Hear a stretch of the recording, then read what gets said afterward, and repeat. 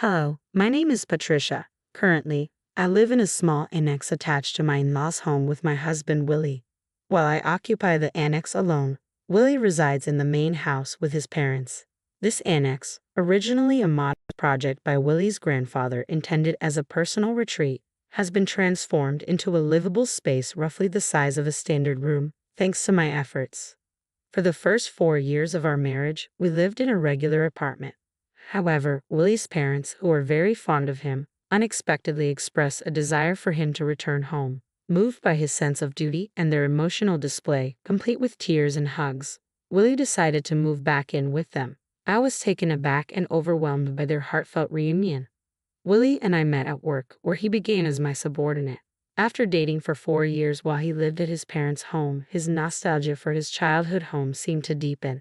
Despite our marriage and him living independently, his upbringing, marked by considerable pampering and little involvement in household tasks, drew him back to the comfort of his parental home. When I suggested sharing household chores, Willie was hesitant and admitted he had never been involved in such tasks before. Despite my hopes for an equal division of responsibilities, he consistently avoided them, claiming, "Patricia, you're better at it. You should just keep doing it." Although we both worked full-time, my higher position made me feel a stronger urge to distribute domestic duties. Yet trying to involve Willie often proved more exhausting than handling everything myself. Eventually, I found it simpler to manage the tasks on my own. The dynamic shifted when I began working remotely.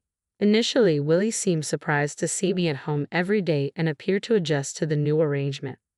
However, it became clear over time that he hadn't fully grasped what working from home entailed. A few years into my remote work, Willie's parents made an unexpected visit to our apartment, expressing a desire to live closer to him. Witnessing their emotional reunion left me feeling isolated and confused. Respecting Willie's wish to be closer to his parents, we decided to move into their home. Throughout our relationship, Willie consistently chose locations near his parents, whether it was for renting an apartment or selecting jobs. Since I was working remotely, location had become irrelevant to me, but Willie's decisions often meant uprooting ourselves and quitting jobs. Upon moving into his parents' home, Willie's mother warmly expressed her gratitude, saying, "Thank you for taking care of Willie all this time. From now on, I will take good care of him, Patricia. You can handle everything else." Initially, I thought this meant I'd be relieved from daily chores related to Willie, but I soon realized her intentions were different. My mother-in-law took it upon herself to cater to Willie's specific needs, preparing special meals just for him, washing and ironing only his clothes, and maintaining his belongings. Meanwhile, all other household chores, including cooking and laundry for Willie's parents and myself, became my responsibility, despite my full-time job commitments. I found myself burdened not only with managing our daily tasks but also with maintaining the cleanliness of the larger family home. This new arrangement left me feeling disheartened.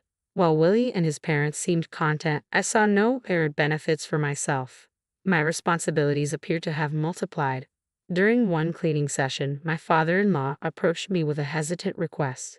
He looked apologetic as he said, "Patricia, I have a favor to ask. Could you contribute some money?" Confused, I asked him to explain further. He admitted that he found it difficult to ask Willie for financial contributions, saying that it felt challenging to request anything from him despite his hard work. This revelation added another layer of complexity to our living dynamics, highlighting the uneven distribution of both chores and financial responsibilities. Willie and I had previously agreed to share expenses like our apartment rent and other living costs. However, during our shopping trips, he often persuaded me to pay for various items including non-essential ingredients, alcohol, clothes, and accessories. When I expressed reluctance, he reacted childishly, accusing me of being stingy.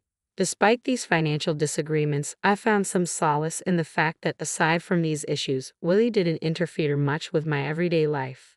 That semblance of peace vanished when we moved in with his parents. Unlike Willie, his mother actively disrupted my routine. She constantly interrupted my work-from-home schedule, insisting that I prioritize household chores over my professional duties. She would even barge into my room and tug on my clothing, making it exceedingly difficult for me to concentrate on my tasks. I felt increasingly frustrated and overwhelmed.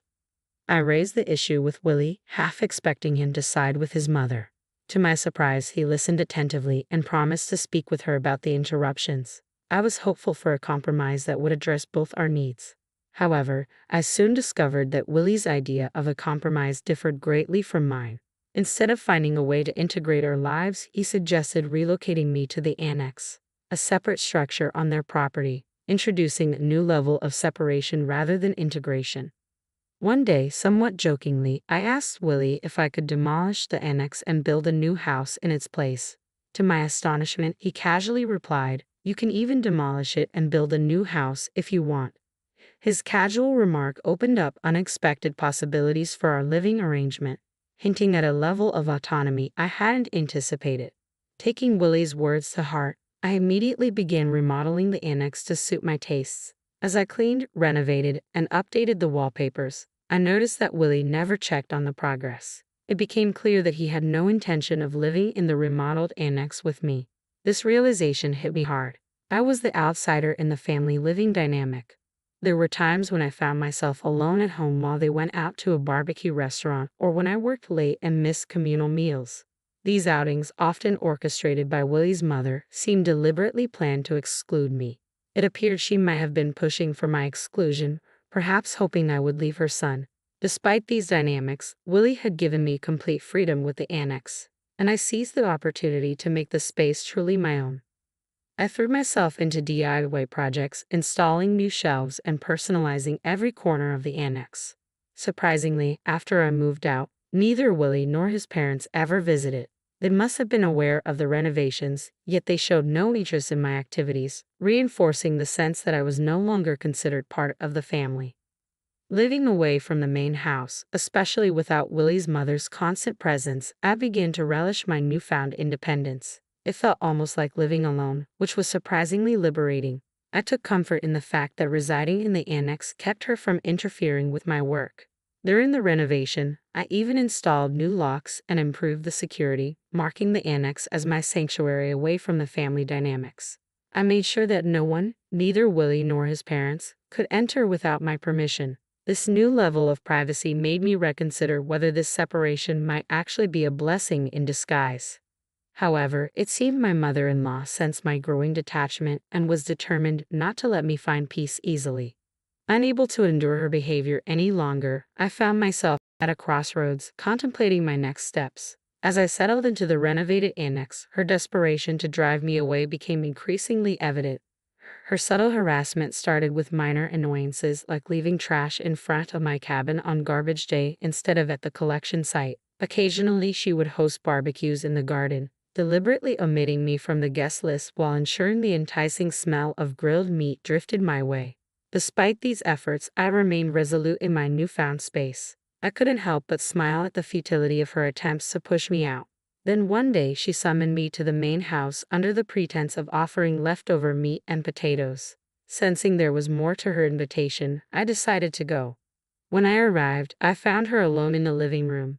With a dramatic flourish, she placed a single piece of paper on the table. It was a divorce document. It was clear that her real motive was to force this paper upon me, knowing that if she instructed Willie to proceed with it, he would comply without question.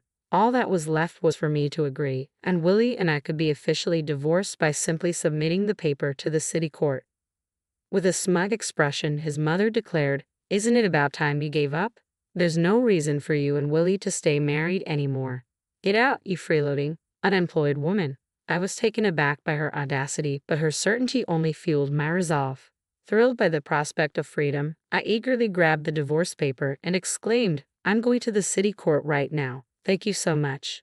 My mother-in-law, who had likely expected me to resist, was left dumbfounded by my unexpected enthusiasm. After submitting the divorce papers at the city court, I wasted no time packing my belongings. Feeling it was necessary to inform Willie's mother about the finalized divorce, I headed to the main house to let her know that the process had been successfully completed.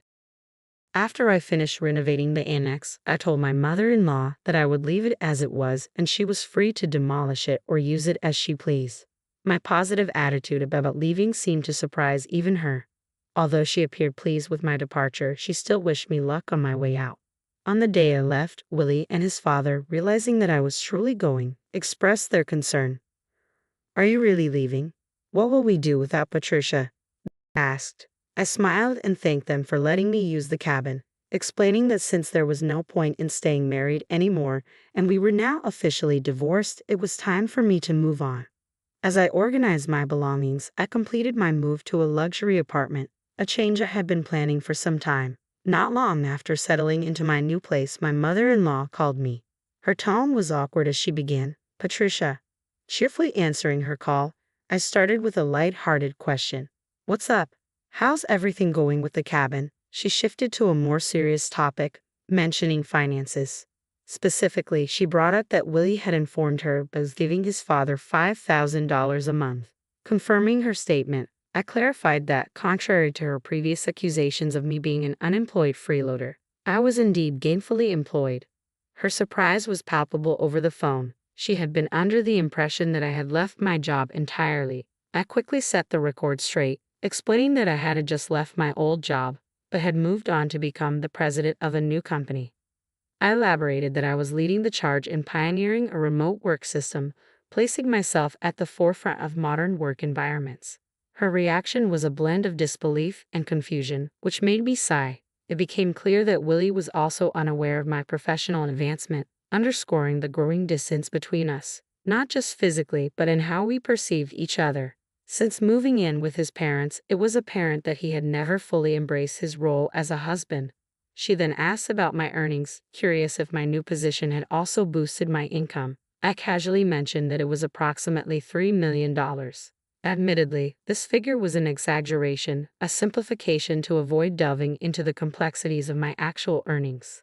Seizing on this, she shifted the conversation, asking if I could lend them some money. She revealed that Willie's father had been laid off and had kept it hidden. They had been managing with the $5,000 I'd been providing, and neither Willie nor I had known about his job loss. This revelation clarified a previous conversation with my father-in-law, where he had mentioned how uncomfortable it was to ask his son for money. I now understood that his earlier words had been a facade, likely a strategy to elicit financial support from me, banking on the assumption that my superior position implied substantial wealth. While this maneuver was cunning, it provided a clearer picture of the financial dynamics within Willie's family and their expectations of me. At our former company, they had subtly maneuvered to extract $5,000 a month from me under the guise of shared expenses. In hindsight, I didn't mind much at the time because it allowed me to live peacefully in the quiet cabin. However, now that I was divorced from Willie, I saw no reason to stay connected to his family. When I mentioned this disconnect, my mother-in-law urgently pleaded, "That's not true. To me and Willie, you're still family. Please come back to us." I immediately declined, fully aware of the potential for further exploitation. Re-entering a relationship with Willie offered no benefits, and it felt uncomfortable for them to still claim me as family, especially since they had been the ones to push me out. I'm truly enjoying my life on my own now. It feels similar to when I was married, mostly living alone. But the difference is that I now spend money on myself without the $5,000 being siphoned off each month. I much prefer my current life with a firm goodbye. I ended the call without hesitation, puzzled as to why they thought I would ever return. For my mother-in-law, it must have been a last-ditch effort. In reality, Willie's salary was unimpressive, and he consistently avoided responsibilities, often saying, "I can't do it," and passing tasks to others. This trait, prevalent in both our personal and professional lives, rendered him unreliable and stagnant in his career. With his father laid off and his mother a housewife, they struggled to maintain their large house and eventually had to sell it. Now, all three of them are living in the cabin I renovated. While it's perfect for one person, it must be quite cramped and uncomfortable for three. Since then, I haven't given them much thought, continuing to live peacefully and savor the solitude and freedom of my new independence.